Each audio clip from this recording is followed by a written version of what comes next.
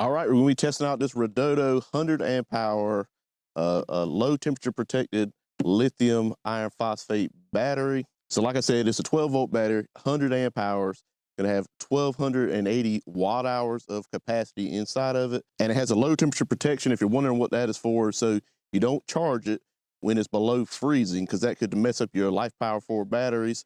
They can discharge below freezing, but if they get too cold and you charge them back, you could mess up the cells. So with the low temperature protection, which a lot of batteries don't have now, but some of the manufacturers are starting to make it, like Redodo, they got it built into this battery. That way, if it gets too cold, it's automatically gonna shut itself off from charging. It'll still discharge, it just won't let you charge. So basically, the first thing that I did with this battery when I got it, I basically hooked it up to my EG4 charger, charged it up fully to 100%, and then, of course, you wanna do a capacity test to make sure that it's actually gonna put out the rated capacity, the 100 amp hours and the 1280 watt hours. So went on ahead, I have a little test rig I hooked it up to. It's basically like a little tiny heater. And basically you take the battery, whatever it is, and you divide it by 5, and that's how long it should take to discharge it. So you want to discharge it at a 0.2 C rate. So basically that's what we did. And after 5 hours, bam, you see what we got. I think it was 103. Let me look at the exact specs again. You see what we got? 103.83 amp hours, which is well above the 100 amp hours, and 1312.72 watt hours, which is well above the 1280. So of course it does meet the spec. And of course, after that meets the spec, the next thing you want to test is a low temperature protection. So basically what I did was I took this thing and I put it in my freezer overnight. Then I took it out, I brought it outside. I used a temperature gun, trying to measure what the temperature was on the outside. I think it was in the 30s, if I remember correctly, on the outside of the battery. But of course, that's after I had it sitting outside for a few minutes in the sun. So the inside was still cold enough to protect it from me trying to charge it. So the first thing I did was hook up the solar charger, got this little solar charge controller. And before I hooked up the solar panel to it, it shows the voltage on the battery. It showed the voltage to be about 11 volts. And then as soon as I hooked up the solar panel, it went right up to 14 volts because it's trying to output to charge the battery, but the BMS in the battery basically cut it off. So it's just 14 volts on the line going to the battery. So automatically it went from being completely discharged at 0 to saying it's at 100. Why? Because the battery protected itself from charging because it was still below freezing internally. So the low temperature protection worked like a champ, no problems. I left the thing outside, let it warm back up, and then started the charger back. Worked fine once it was warmed back up, not a problem. All right, gonna run a few load tests with this battery. All right, I'm gonna go ahead and get the battery hooked up to the inverter. I'm gonna go ahead and get the inverter hooked back up. Then I'll show it to you running a small compressor to show you that it doesn't have a problem, you know, discharging and running stuff. And another thing I like about this battery compared to a lot of them, they come with little caps to protect the battery, terminals. So if you drop something, you don't drop it directly on the terminals and short your battery out or start a fire or something. So you can just disconnect the one that you want to hook up. Don't have to worry about anything touching your other one. And then you can just put your cap back on to keep it protected.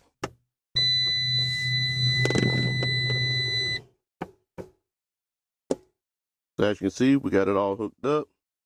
I just got a couple of little bus bars in here. So if I want to ever connect any more batteries, then the inverter is off, but since the battery just turned it on, it did come on for a second. Let's go ahead and click it on. So it starts outputting some power. And we're not going to hook the solar up since I want to see what can get pulled out of the battery and how the thing can do. So let's go ahead and get the air compressor hooked up and see what it does. Basically just pull the AC cord out. And I got this little compressor here. And I don't think it pulls too much power, but we're going to go ahead and hook it up. Go ahead and kick it on.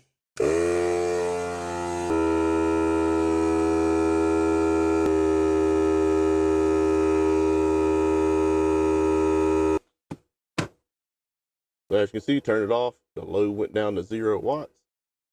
So that compressor is only doing about 200 watts. So we're going to go ahead and try to find a bigger load to try. All right, I got my meter on here. Got it on amps. And we're going to put it on max. So it's going to record the max when I turn this heater on. I got this heater right here to test out. Little space heater. Got it plugged up to the cord. So we're going to try to get it on low first. Let's turn it on. And I turned it right to low. And it kind of kicks up slow, so it's not a huge surge. But so far, 5 amps. And going up. Let's see what the output is up here. See if we can get it to the watts. 326 watts so far. Should kick up higher than that.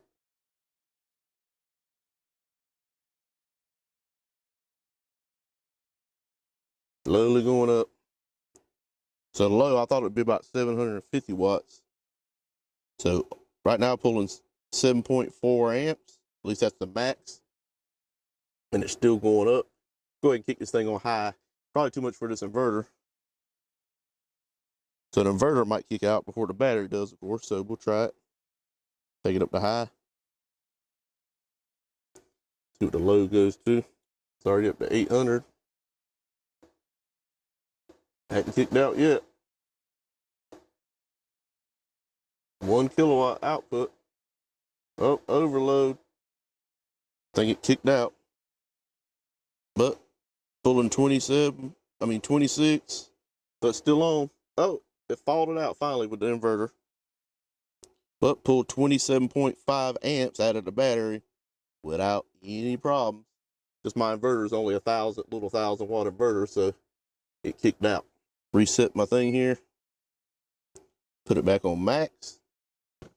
And turn the heater back on low. See what it kicks up to. All right, already got 10 amps coming out. 510 watts, 508 watts, about 500 watts coming out. And the max it's seen so far is 10 amps. Let's go and kick it back on high. Let's watch the amps as I kick the heater back on high before it kicks out. See what it goes up to. Maybe we get it up a little higher than 27 this time. Now I wish I had a bigger inverter. But you don't want to go but so big with 12 volts because you'll need huge wires for way more amps. All right, got 1,000 coming out. Over a kilowatt. Inverter's probably getting ready to kick out. Got 25 amps coming through the battery, 26. And it kicked out. 26 amps, highest I've seen. So as you can see, this battery's not having a problem. You know, running this little heater and everything, pulling out 27 amps. The inverter's kicking out. It's not the battery. So whatever project you got that's small, you know, this battery's going to be able to run it as long as you have an inverter that'll do it and your cables are the right size. That's the thing about 12 volts. You know, I would try to keep most of it below 1,500 watts just because the battery cables are going to get so big. You know, try to get over that. You might want to go 24 or 48. But this battery will work good for a small project like this where I only have to run 2 or 3 or 400 watts at a time and not going to have a problem. So all the testing that I've done so far with this thing has passed with flying colors. And you might be wondering what you could use this battery for. You could use it for your first solar project. If you want to do a 12 volt project, or you want to combine a couple of these and do a 24 volt or even a 48 volt project. I'm going to use this little thing right here to basically power my chicken coop to keep it warm in the winter. Since it has low temperature protection, I'm basically going to put it in this little box I got right here, shed box, a little tiny one. And I'm going to use an MPP solar inverter, and it's basically a 1,000 watt inverter. And then I'll be able to run a couple of heat lamps at night in the chicken coop to keep them warm. Then I have a little solar panel over here, a 400 watt Booz RV solar panel. And all this stuff, the Redodo battery, of course, I have it linked up first down in the description. Then I have everything else I use linked up as well, because people sometimes they want to know what you use to build your projects with. So you can use that. I mean, you can even use this, you know, other than this, you can use it for different projects like keeping your fridge cold if the power goes out or something like that. You can use this battery for that as well. And basically the heat lamps that I have, I think they're about 125 watts. And when I did my testing on it, it was only pulling out about 100 watts. So if I have one of them, it's basically going to be able to run it for 12 hours with this battery. If I go down to 0, if I have 2 of them, about 6 hours. So, you know, it might not get me through the entire night with just one, but I might have to buy a second battery. But on that inverter I do have it where I can plug in grid power or other solar power up to it. So I have, of course, other batteries in my other solar system, and I can hook up to it to power it through the whole night if it gets extremely cold. Or I can tell the heat lamps to turn on and off. And I think I might try that option first.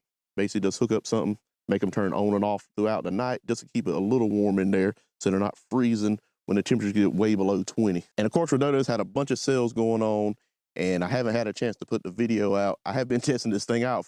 They gave it to me about a month and a half ago or something like that.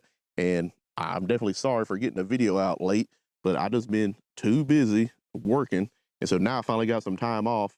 So I'm be putting out a bunch of videos and trying to catch up on my reviews.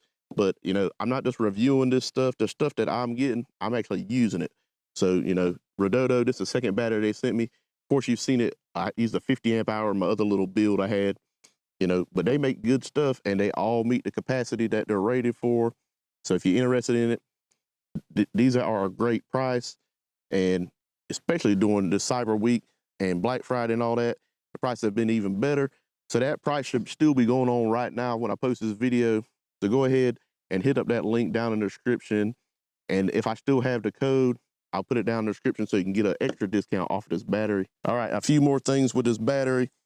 You know, it basically has everything on it that you're gonna need. What it can be used for. This could be used for a trolling motor or different things when it gets cold and cold weather. It has a low temperature charging protection. You know, and it's gonna have your labels on it to let you know that it has that on there. It's got on the top LTCP, low temperature charging protection. It's gonna tell you on the front, and it's gonna tell you on the back as well as the other specs with the 1280 watt hours, and that is a LiFePO 4 battery, and all their contact information, their website, and their email. I would say the one thing that I wish was built into these batteries that a lot of them don't have is Bluetooth communications.